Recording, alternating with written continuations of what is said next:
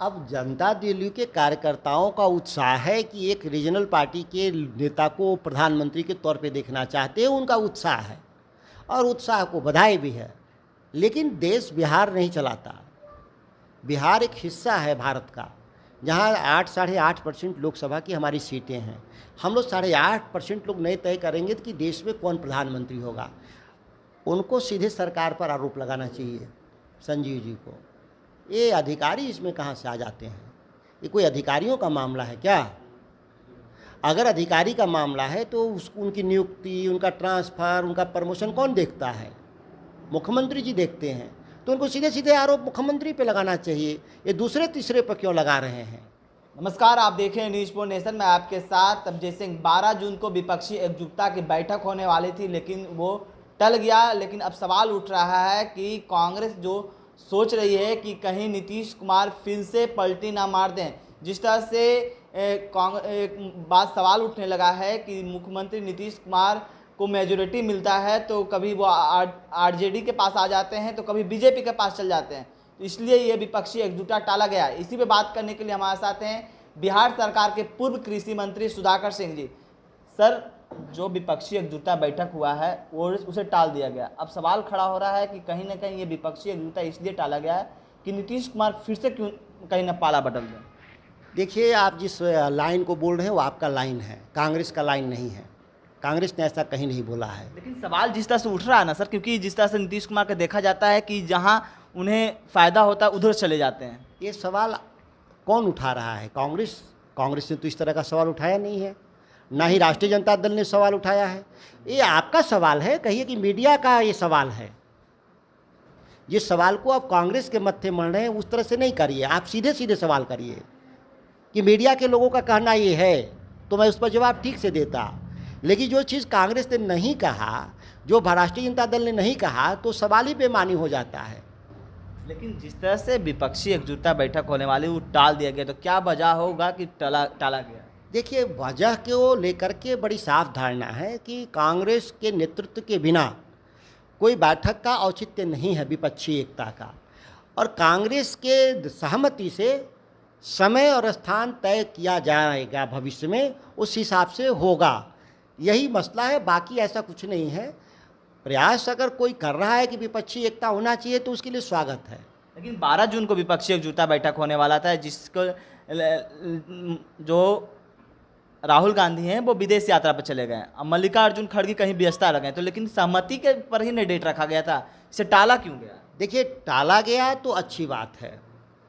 मैंने कांग्रेस के बिना किसी बैठक का कोई औचित्य नहीं है। आगे बैठक होगी यह भी तय है, और वो जगह, स्थान, तारीख और नेतृत्व कांग्रेस को तय करना है, और तमाम जो छोटे दल हैं इस देश के रीजनल पार्टी वो सहयोग करेंगे, यह अपेक्षा है लोगों की। लेकिन जिस तरह से बात करें कि सवाल जो जदयू के ही कई कार्यकर्ता हैं जो चाहते हैं कि प्रधानमंत्री नीतीश कुमार बने, लेकिन नीतीश कुमार ने तो अपना बात साफ कर दिया कि हम प्रधानमंत्री कैंडिडेट नहीं हैं। तो सवाल कहीं ना कहीं ये भी उठ रहा है कि जो कांग्रेस है वो कहीं ना कहीं चाह रहे हैं कि मजबूत अगर हो जाए तो नीतीश कुमार को ये ना सभी लोग प्रधानमंत्री को घोषित करें। अब जनता दल के कार्यकर्ताओं का उत्साह है कि एक रीजनल पार्टी के नेता को प्रधानमंत्री के तौर पे देखना चाहते हैं, उनका उत्साह है और उत्साह को बधाई भी है। लेकिन देश बिहार नहीं चलाता। बिहार एक हिस्सा है भारत का, जहाँ 8-8.5% लोकसभा की हमारी सीटें हैं।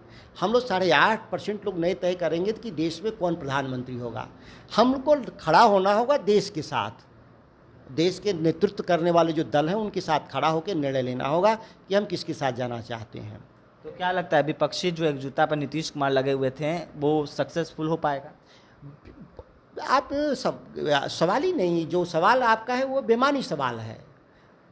पहले ही से विपक्षी एकजुटता है, और विपक्षी एकजुटता कामयाब एकजुटता है हमारी। कांग्रेस के नेतृत्व में हम लोग लड़ाई को लड़ते रहे हैं लंबे समय से, आगे भी लड़ेंगे।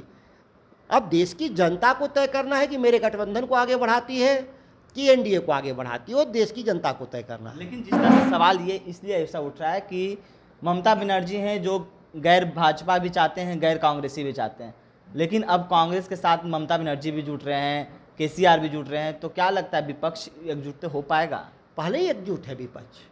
जो दल एकजुटता से बाहर थे वो आज समर्थन दे रहे हैं, तो स्वागत है और हम मजबूत हो रहे हैं आज के दिन में। नीतीश कुमार जी ने भी बाहर थे गठबंधन से, आज वो समर्थन कर रहे हैं कांग्रेस के नेतृत्व का, तो बधाई है उनको, और आज गठबंधन मजबूत भी हो रहा है।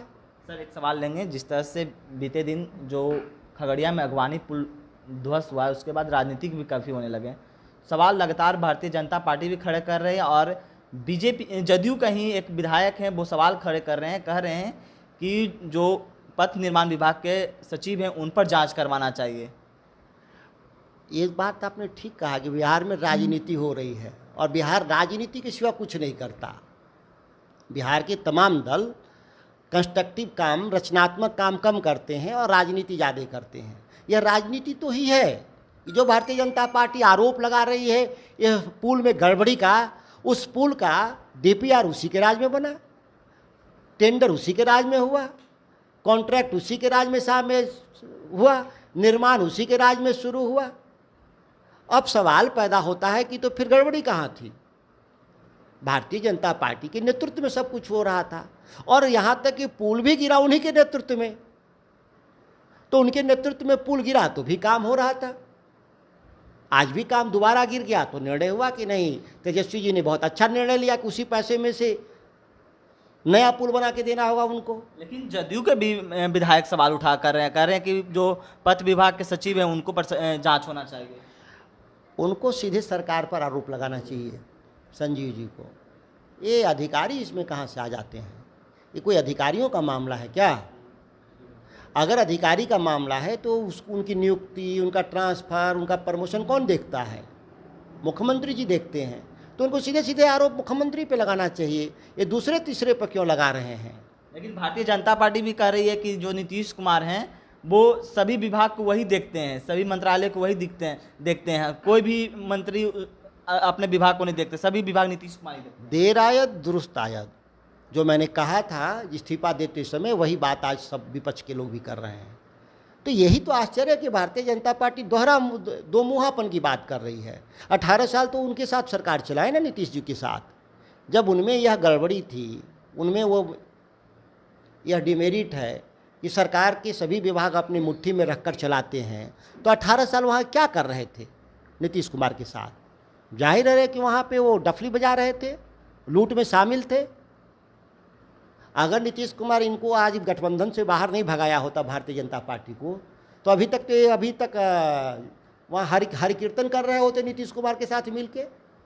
तो ये भी कर रहे हैं भारतीय जनता पार्टी की जो जांच की बात हो रही है तो नीतीश कुमार पर जांच करवाया जाए, क्योंकि विभाग वही देख रहे हैं, पथ विभाग।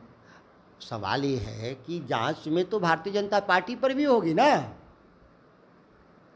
ये तो उन्हीं का ना मंत्री ये पुल का निर्माण शुरू कराया था, तो जांच से बीजेपी क्यों भाग रही है? जिस काम की गड़बड़ी की शुरुआत भारतीय जनता पार्टी की हो, जिसके राज में ये पुल पहली बार ढहा हो, तो ये दूसरे पर आरोप लगा के बचेगी नहीं, बचना नहीं चाहिए। ये तो अपने बचने का उपाय ढूंढ रहे हैं लोग, भारतीय जनता पार्टी के लोग। तो सवाल यहाँ खड़ा करा कि जिस तरह से नीतीश कुमार सारे विभाग को चला रहे हैं, तो क्या नीतीश कुमार को अब छोड़ देना चाहिए? मेरी राय पहले इस पर सैकड़ों बार दी जा चुकी है कि क्या मैंने कहा है, और मैंने इस्तीफा दिया था कृषि मंत्री के तौर पे। हो मेरी राय बदलनी होती तो मैं इस्तीफा ही क्यों देता? कोई मैं भारतीय जनता पार्टी के नेताओं जैसा हूँ क्या बिहार में कि पद के लिए मैं अपनी राय को बदल दूँ?